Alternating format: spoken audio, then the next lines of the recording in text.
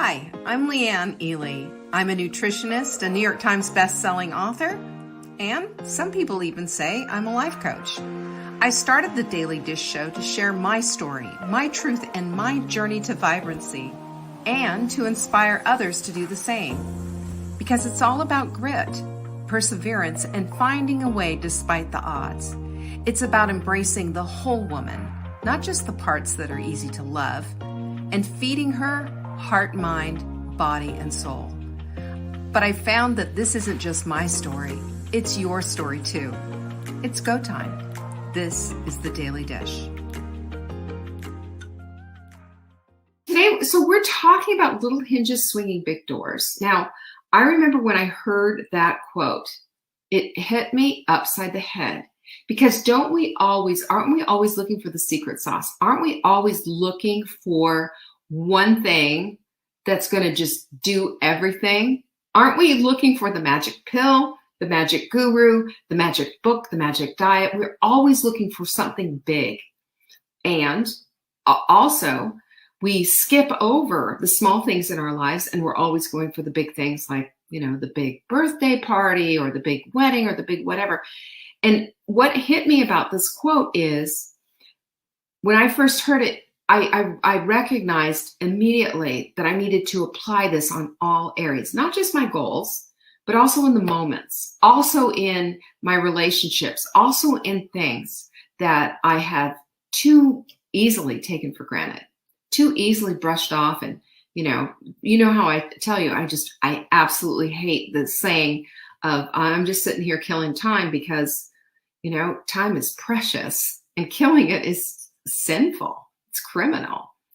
So it's the little things in all the things. That's what that whole saying means. We're going to unpack a lot of that this week, just simply because I think this is going to be one of the things that you can add into your journaling. You can add into your thought process. When we sit and kind of marinate on stuff like this, that's when we start to get it. That's when things start to come together. That's when we start to feel like, hey, wait a minute. I get it. I get it.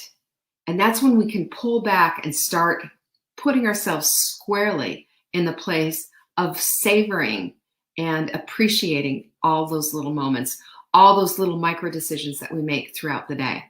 So let's go get them. Amy, I'm glad you're home.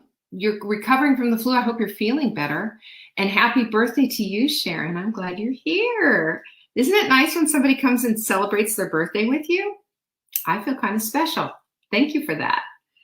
All right. So I guess what you could say then is when you get it, you get it. And you understand exactly what I'm talking about when you hear about little hinges swinging big doors. And I'm sure that it triggered something inside of you to make you think about something different.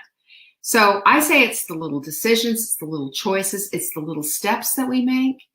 It's those little systems that we create and set up, like our rituals, our morning and our evening rituals. It's also, these are the things that end up becoming our habits. And what do our habits ultimately end up doing? Our habits end up directing how our life is going to come out. It sets us up for vibrancy or not. Isn't that funny? It's so true though, because our habits are going to directly impact how we do things, how we approach things, how we see things, what decision we make, all of these little things. It's a constant drip, drip, drip. And if you think about it, how do you lose weight? 1 ounce at a time. How does a water pitcher get filled up if it's sitting under a dripping sink? 1 drip at a time. But it'll ultimately get filled up, just that one little drip. That's how I look at all of this. So I know that we all look forward and we all look ahead on that horizon and we see that lovely goal, don't we? We look longingly at that goal. Well, we're looking longingly at the door is what we're doing. We're looking longingly and wishing for it to open. But when it's the hinges that make it possible for the door to open, that's what we need to start focusing on. As much as we're focusing on the door, we need to focus on the hinges, because the hinges, that's where the action is for the door. Without the hinges, the door doesn't open. It doesn't. I mean, you have to pick the door up and physically take it, out of that space. But it's not really functioning as a door anymore. It's just a great big piece of wood. It functions as a door when the hinges are installed. And this is how our lives are. It's so much more functional when we put those hinges in, when we well grease them up and oil them. Doesn't it make all the difference? Noreen just said, our habits save me from the hot milk 30. Yeah, I understand that. I understand exactly what you mean. When your habits are serving you, your habits do become your hinges. Your habits do open the doors. And, everything behind everything is a door. There's a door. Well, there's a door in front of everything that we want. Who here remembers Let's Make a Deal? Remember that? What was his name? Monty Hall? Come on down. And it was like door number 1, door number 2, or door number 3. I have fun news. My dad was on the show, Let's Make a Deal. And he chose, the thing that he chose, he had door number 1, door number 2. He chose door number 2. And guess what? Behind door number 2, he got sheets and towels, like $700 worth of, well, and this is back in the 70s too. My mother was like, what are we going to do with all that stuff?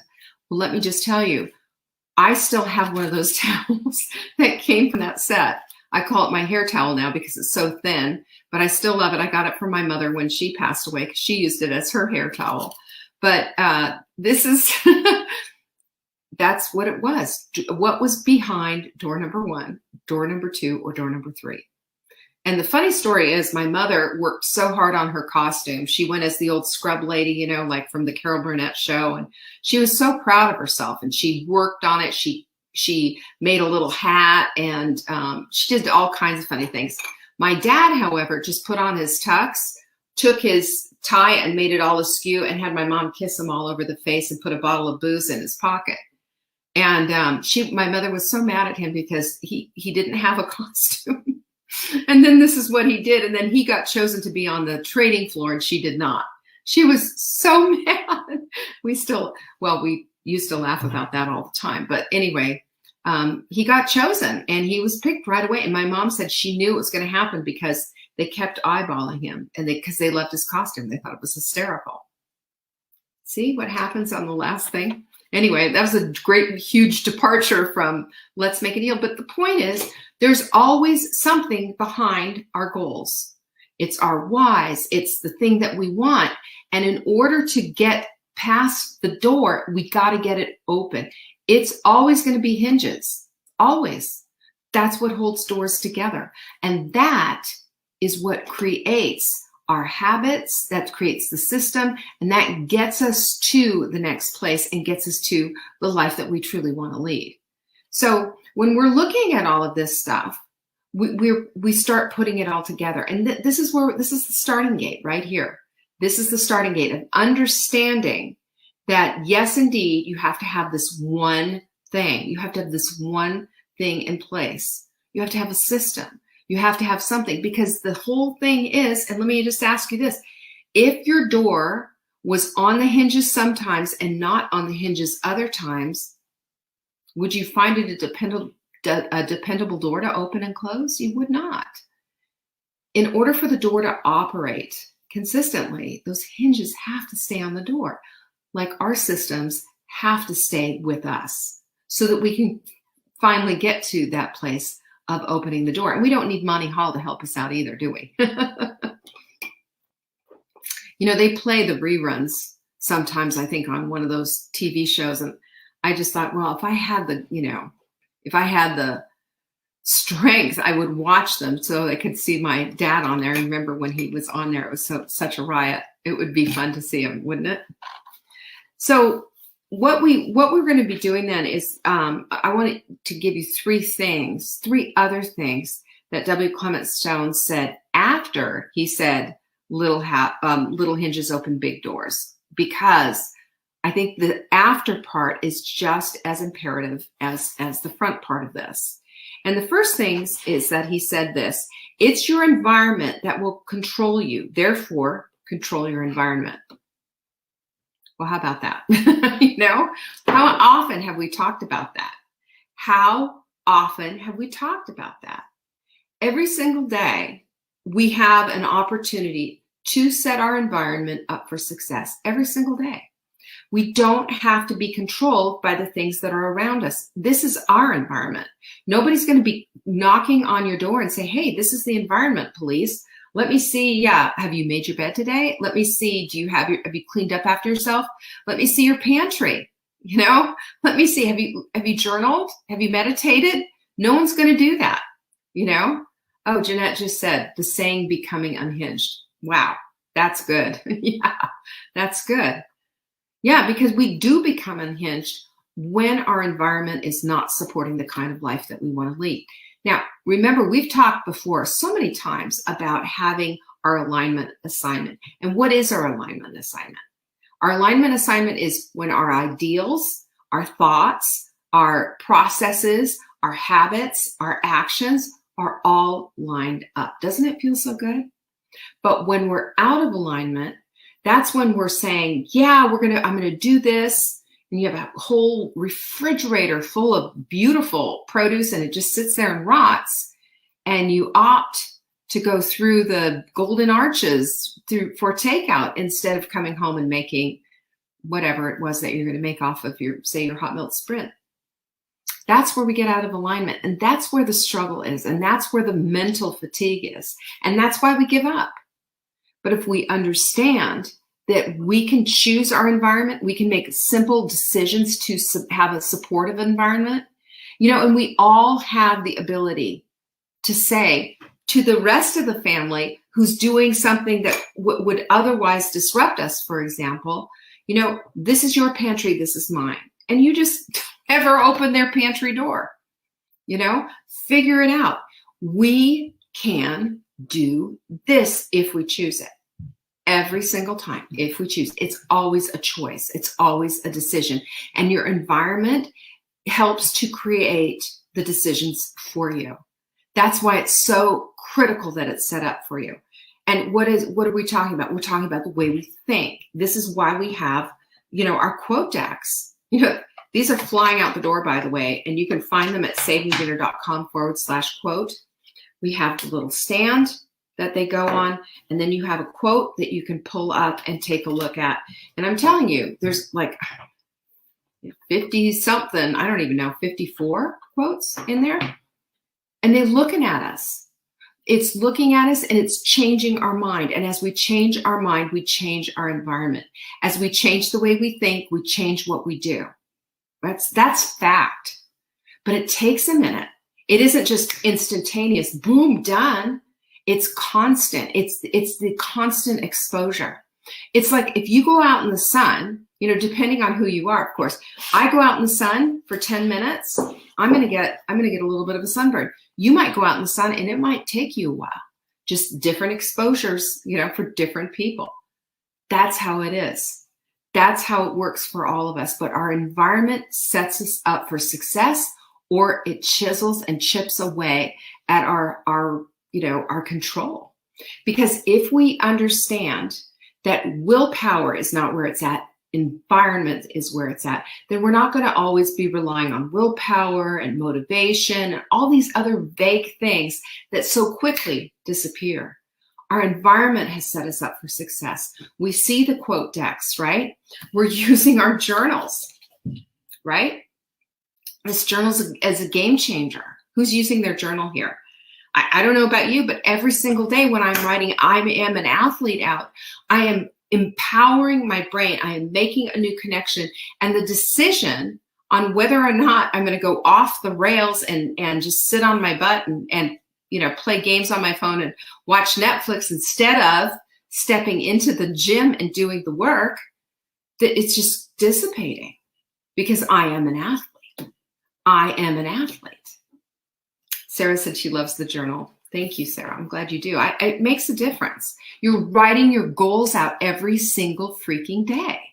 That is making an impression. It is making a synapse happen. It's creating a new one in your head. That's different. That's different. That's not just making goals and going away and then, hoping that maybe at the end of the year they show up. It's a whole different system because we are training our brains. We're training our environment. We're training the whole kit and caboodle, you know? I love this. Noreen says she's using her journal and checking in with her body clutter buddy every day. What do you think? What do you think's going on in Noreen's life? Change? You think? Have you seen her? Have you looked at her pictures? Yeah, it's happening. June's using the journal. It's happening for her. Jocelyn, everyone who's doing this. Why are we doing this? You know? Why are we doing this? We are doing it because we want the change. We're setting up our environment. We're setting it all up and we're connecting all the dots. That's a little hinge. That's a little tiny hinge. How long does it take? 10 minutes in the morning, maybe? And look at what it's doing. It's impressing upon you that this is who you are, changing your environment, changing the things that you do, making success happen. So he said it's everything. Avoid situations, acquaintances, and associates who hold you back. What happens, like let's say you had a problem with binge eating. What happens when you get back, go see a friend who said, hey, the new fill in the blank buffet restaurant just opened down the street. Want to come?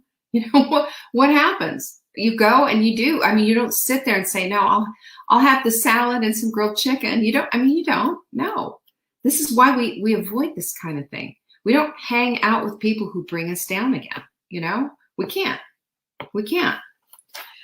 So we have to look at that. And it is all about our environment. We have success tools for our environment. We just have to use them to set that up. It's that simple.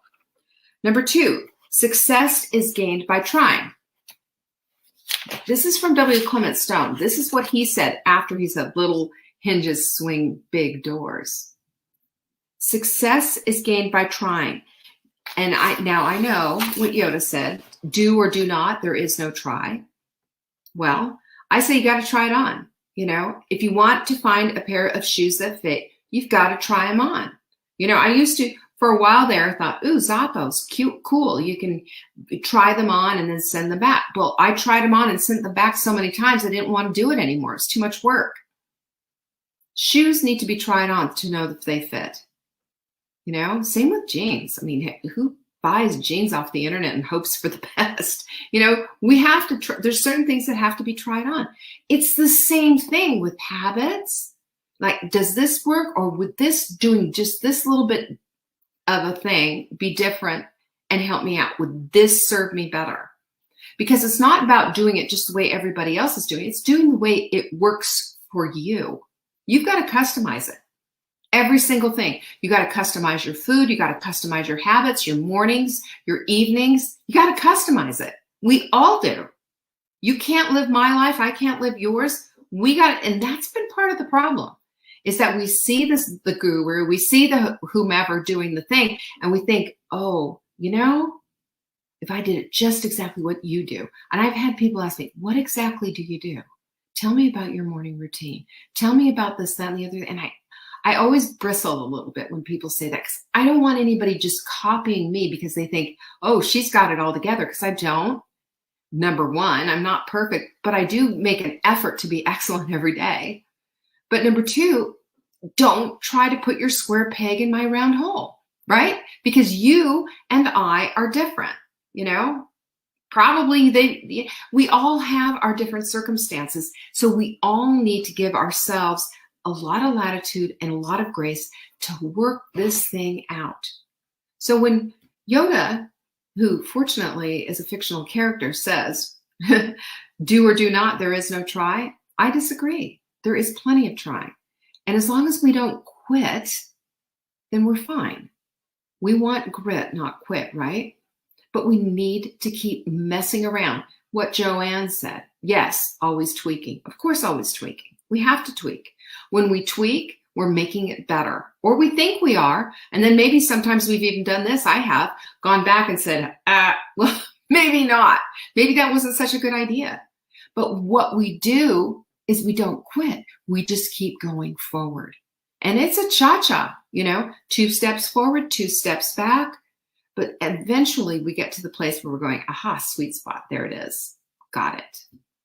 And you've got that hinge just proportionally done for that great big huge door. And there's an art to hanging a good door. I was looking in my my old house that we lived in before we were here, and they have beautiful custom doors on all the doors, the door frames and what have you. But they were all hung just a little wonky. And you could see when you looked out, you could see that, it wasn't even. You could see kind of uneven light on the bottom,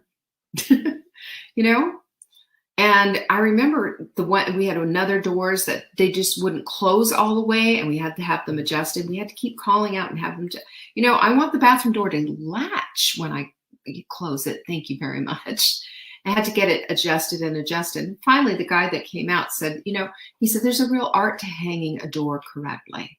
And he fixed it. So, he understood and he knew.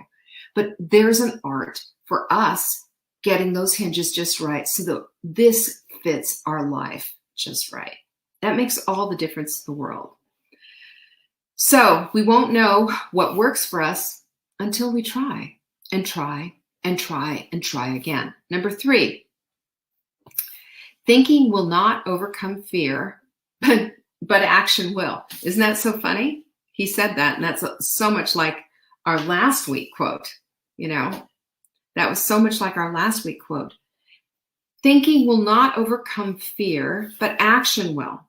So I want you to start thinking about what we talked about fear a lot last week. We unloaded and unpacked a ton of fear and what fear was and how we can overcome it. But one of the things that we learned was that exactly what this quote was, that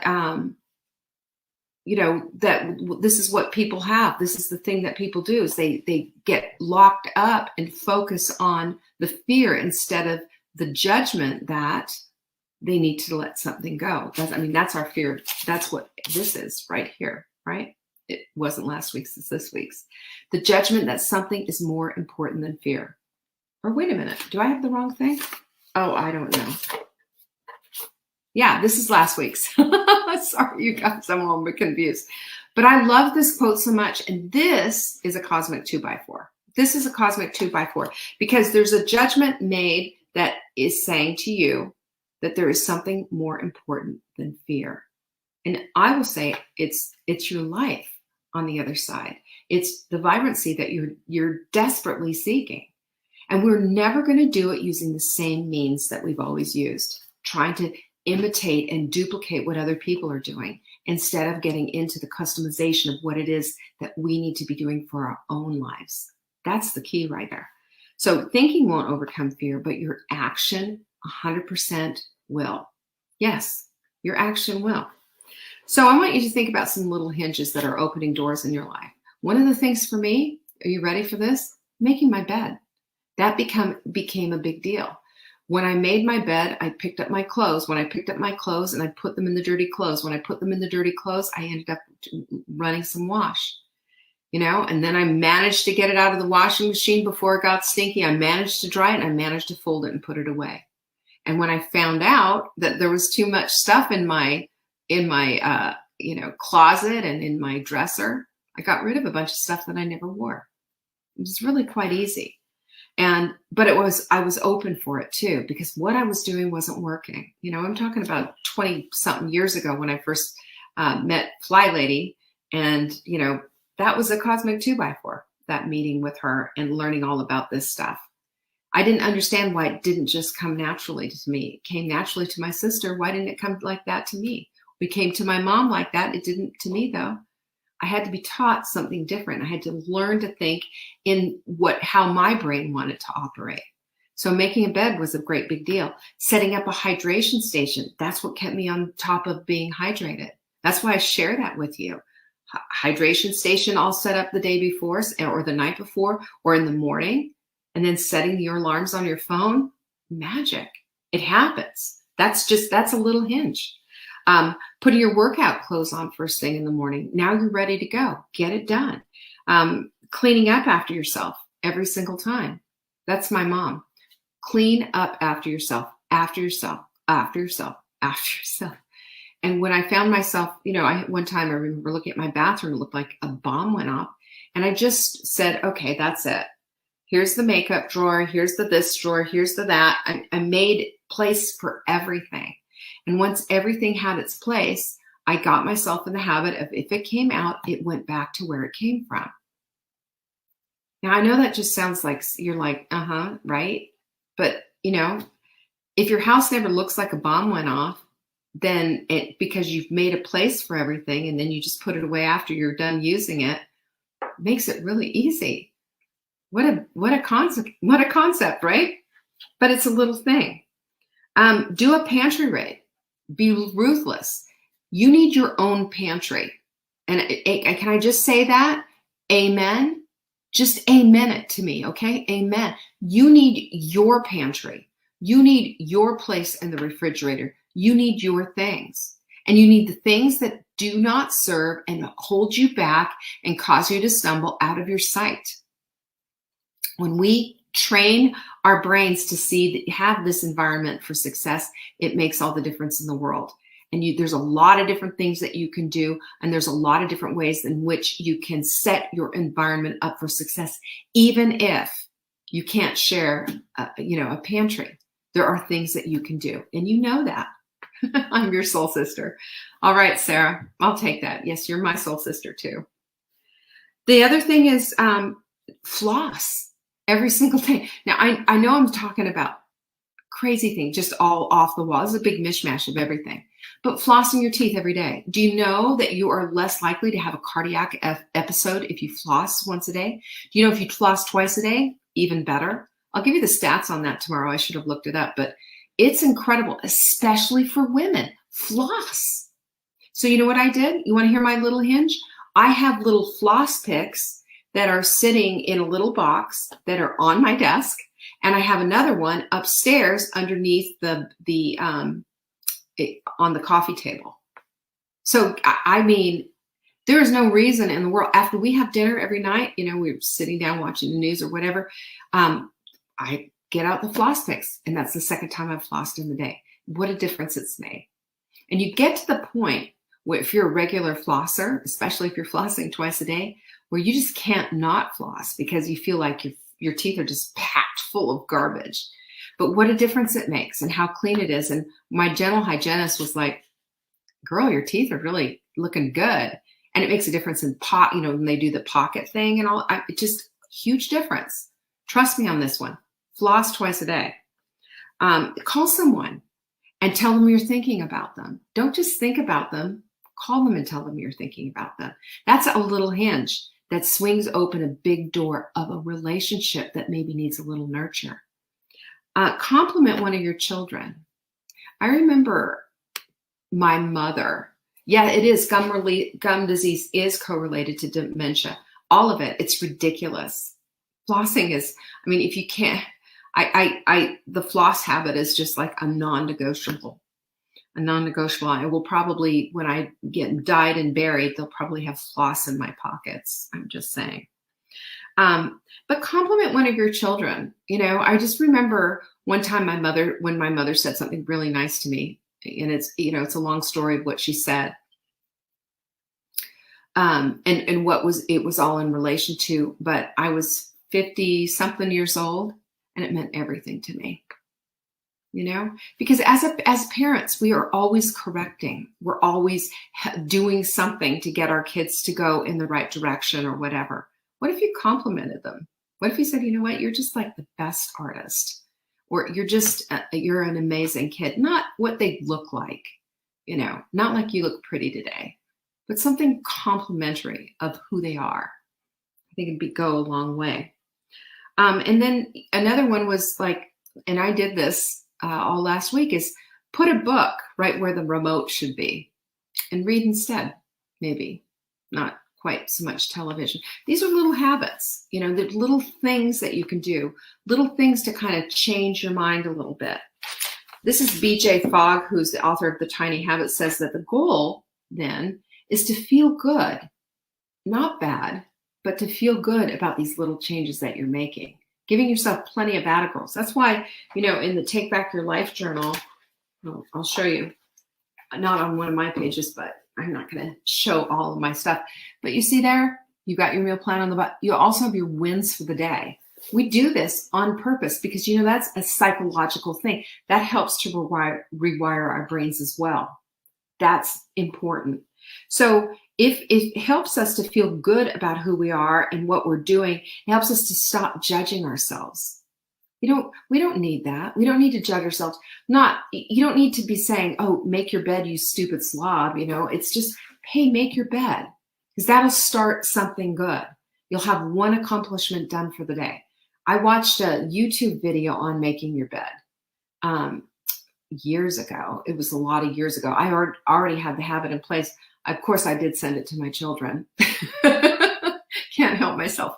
But making your bed is like a big deal because it sets off the tone of the day. You start out with one accomplishment already under your belt, and you haven't even brushed your teeth yet. I think it's fantastic. So he said to break down when you break down your big goals into smaller goals, your approachable ones, and they become smaller, approachable, and then we can embrace our mistakes as discoverable, as discoveries instead of like more fodder for the beat up stuff. We don't need to be doing that. I love this. Embracing your mistakes as discoveries. This is why we say we have grit. We don't quit. We keep it going. We keep it going. And when we make these discoveries and discover what doesn't work and decide instead to go forward, guess what? We get to do that. And guess what else happens? We start to see some success, and that's how we build our momentum. It's pretty neat. It's pretty neat. So there you go. That's just a little something on those hinges. We're going to be talking about it all week. All week. Yeah. Joanne says she can't imagine not making her bed every morning. First thing I do when my feet hit the floor. Yeah. And it's so much fun to start the day with such a positive. So thank you for joining me today. And thank you again for, being a part of this whole thing. Don't we have a great time together? I think we do. Peace be with you. Bye-bye. Thank you for joining me today. You can find me on TikTok for daily tips to help support your most vibrant life. And remember, you are the author of your own story. Until next time.